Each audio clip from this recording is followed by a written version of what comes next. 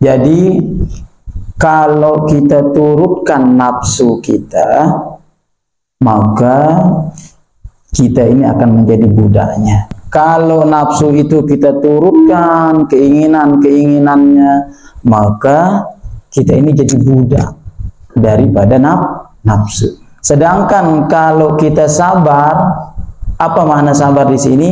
Tidak menurutkan hawa nafsu kita, keinginan dorongan daripada nafsu itu kita tidak turuti, maka kitalah raja sesungguhnya. Raja itu memerintah, hamba itu adalah yang diperintah. Nah itu, oleh sebab itu perlu kita dalami sekarang apa sih nafsu itu? Ya, nafsu itu di mana sih letaknya? Terus kenapa Allah ciptakan nafsu? Jadi ada di sinilah kajian syariat, kajian hakikatnya, kajian dari luarnya, kajian dari dalam hati kita, sehingga dengan kita memahami daripada letak nafsu itu, kita akan mudah ya mengkondisikan, sehingga mengkondisikan itu kita yang mengaturnya. Nafsu itu ya adalah sifat basyariah, sifat kemanusiaan dari segi syariatnya. Allah ciptakan dia itu yaitu untuk menguji kita. Kedua, ada sifat basirah. Basirah itu dalam diri. Makanya ada yang disebut dengan nafsu ammaratun bisu, nafsu lawamah, nafsu mutmainnah. Nafsu ammaratun bisu ini yang selalu mengarah kepada keburukan. Malas kita ngaji, ya, malas kita baca Quran, itu nafsu. Jadi antara nafsu ammaratun bisu yang sifatnya basyariah ini dengan ada sifat basirah itu yang mutmainnah, tarik menarik dia. Nah itu yang terjadi dalam diri kita. Kadang kita udah niat pingin tahajud, datang dibangunkan kita oleh Allah, tapi akhirnya pemalas kita. Gara-gara apa? Ngantuk, kedinginan. Nah itu sifat tarik menarik dia itu. Paham tum? Wa ma ubarri'un nafsi innan nafsa ammaratun bisu.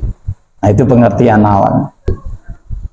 Makanya Rasulullah Shallallahu Alaihi Wasallam ketika pulang dari peperangan yang besar, jihad akbar, ditanya oleh para sahabat, ya Rasulullah, kita sudah memenangi perang besar nih ya Rasulullah. Adakah perang lebih besar lagi ya Rasulullah? Ada. Yaitu apa? Perang melawan diri sendiri. Musuh sesungguhnya dalam diri kita adalah diri kita sendiri. Yang disebut dengan diri sendiri adalah melawan keinginan selain daripada keinginan Allah. Nah itu makanya ketika ada orang bisa sabar ya untuk tidak memperturutkan keinginan nafsunya itu, maka dia saat itu dia sedang jadi raja. A'di aduwaka nafsuka allati baina jambai. Sabda Rasulullah SAW.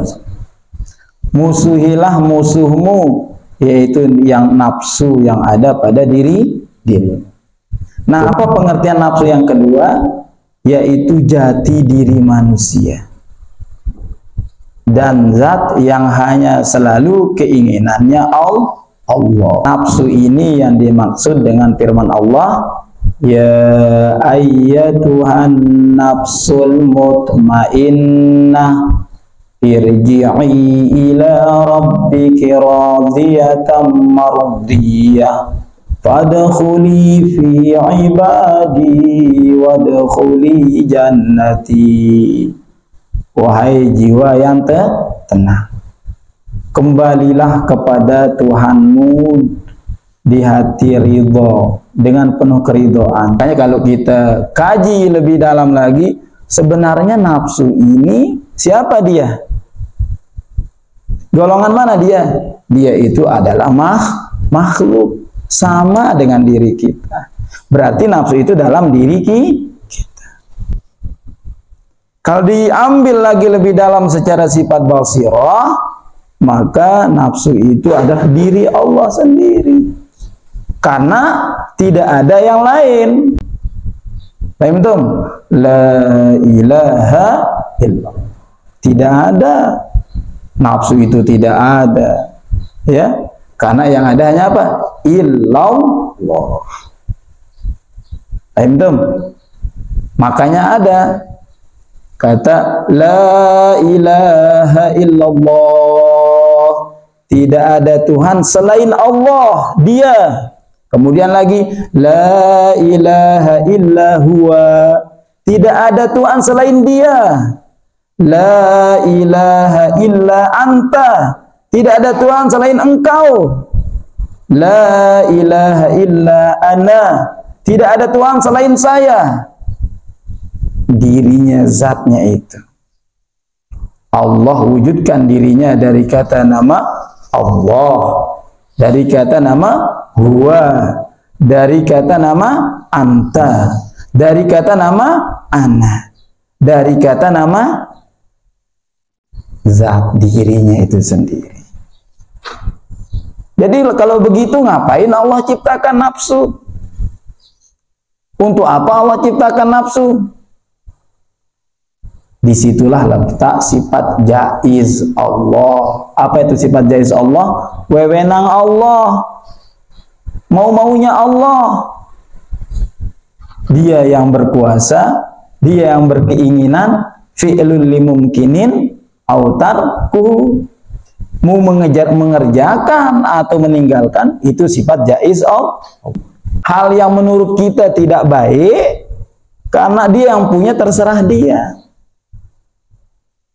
Ketika Allah menciptakan nafsu, ya, untuk mendorong seorang untuk ammaratun bisu, itu wewenang Allah. Jadi apa fungsi nafsu itu?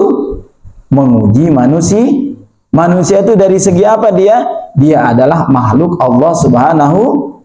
Di mana dia? Di dalam diri kita. Namun kesemuanya itu tidak ada. Semuanya itu adalah diri Allah sendiri. Kenapa Allah Subhanahu wa ta'ala ciptakan nafsu itu? Ada yang mendorong kepada keburukan, ada yang mendorong kepada kebaikan. Karena Allah ingin melihat kebesaran dirinya sendiri. Maha berkuasa. Jadi tenang kita jadinya. Makanya kalau kita ngaji itu, ketika orang, kalau memandang orang, pandanglah dengan kacamata hakikat.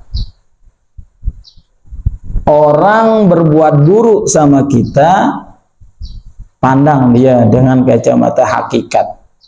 Maknanya apa di sini? Yaitu Allah yang berbuat. Tapi kalau diri kita, pandanglah kacamata syariat. Kita berbuat dosa, ya nafsu kita, berarti yang salah diri kita. Jadi selamat kita jadinya. Maka dengan demikian kita akan bisa mengelola. Setiap kita melakukan hal-hal yang dilarang oleh Allah, maka itu adalah dari diri kita sendiri. Ketika orang lain berbuat buruk sama kita, untuk menenangkan hati kita, maka pandanglah dengan kacamata hakikat. Apa kacamata hakikat?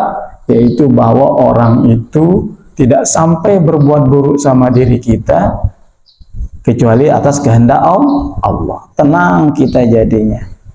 Kemudian kata Allah, kata huwa, kata anta, kata ana, itu sebagai wujud daripada zatnya, yaitu diri Allah. Itu nafsu, sumber marah dan keinginan. Itu secara syariat. Tetapi kalau secara hakikat yang disebut dengan nafsu adalah jati diri manusia. Apa makna jati diri manusia? Yang hanya selalu keinginannya Allah.